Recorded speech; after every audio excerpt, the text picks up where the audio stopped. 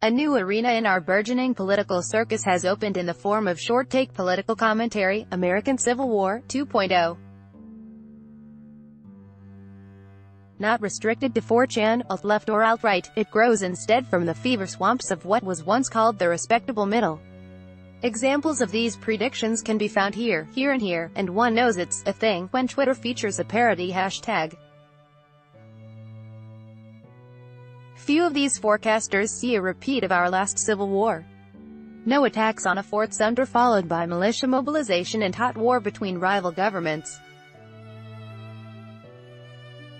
Most writers wisely modify Civil War 2.0 with adjectives such as soft or cold or other words short of lethal. But most articles do share a gist. The differences between so-called red and blue America are now irreconcilable. Traditional political remedies that once peaceably managed conflict are irretrievably broken, and thus, a separation of some sort is, or will soon, be necessary. And if necessity can be made a virtue, it will be somehow peacefully managed. Sponsored before exploring the likelihood of civil war, forgive a hedge. Historians should be the last to dismiss these kinds of literary trends. Fantasiacal Europe saw the publication of many dystopian novels envisioning the monstrous war that finally arrived in 1914. And if the events foretold in films such as Failsafe and 7 Days in May or the Day After television series did not come to pass, they nonetheless offer a window on contemporary mindsets. Besides, America was founded in revolution and reformed by civil war.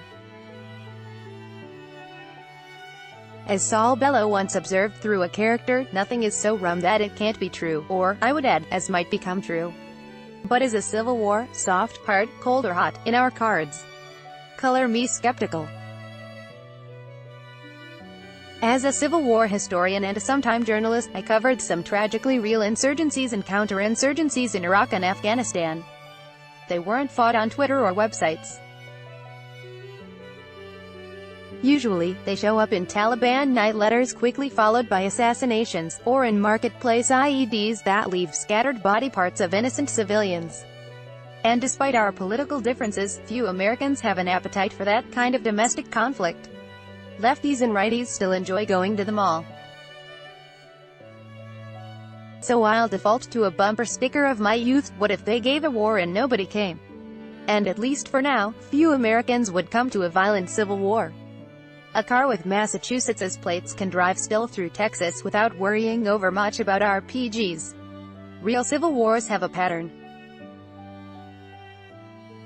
One or more consequential constituencies have grievances decades or even centuries in the making that they believe are existential, and they cease believing that the current power structure offers redress of such grievances, and they have the material capacity, sometimes with the help of self-interested third parties, to inflict sustained violence on opposing constituencies, and they possess in sufficient mass the will and organization to inflict this violence as well as absorb the inevitable counterattacks. I may be wrong, but there's nothing in this list that screams America 2018. As for a cold civil war or peaceable separation, it's about time to expose the fraudulence of the construct on which such predictions are based. Red versus blue states. This meme, once convenient for summarizing presidential election returns, now corrupts many analyses of our domestic circumstance. Consider these points. Unlike 1860, the United States is now a highly integrated economic, social and legal polity. Class conflict has replaced sectional conflict, and little of what's disputed, immigration, abortion, gun control, amounts to a rationale for disunion. But not region is actually blue or red. For example, in so-called deep blue, California, of 13,237,498 votes cast for Trump or Clinton, 33.8% voted for Trump. If you're touting separation because Trump, or what you fear about his supporters, you'd better have a plan to deal with the 4,483,810 Californians who voted for Trump. The Cherokee removal, a crime and stain on our history, was the last time government enforced a mass population transfer. The alternative is secession within secession. For further reading, see West Virginia, State of red, and blue, differences are much exaggerated, especially within dead tree and social media silos. A vote for Clinton wasn't necessarily a vote to bust the Union, and few of Missouri's Trump voters envisioned expelling Illinois from the Republic. Sadly, for this moment in time, social media has become an influence multiplier, whose pathways of unbounded aids are coupled with the routine portrayal of political extremism as representative. The result is a daily replay of something like Orson Welles' famous 1938 radio hoax, War of the Worlds, true fake news about an alien invasion that reportedly led to panic in the streets.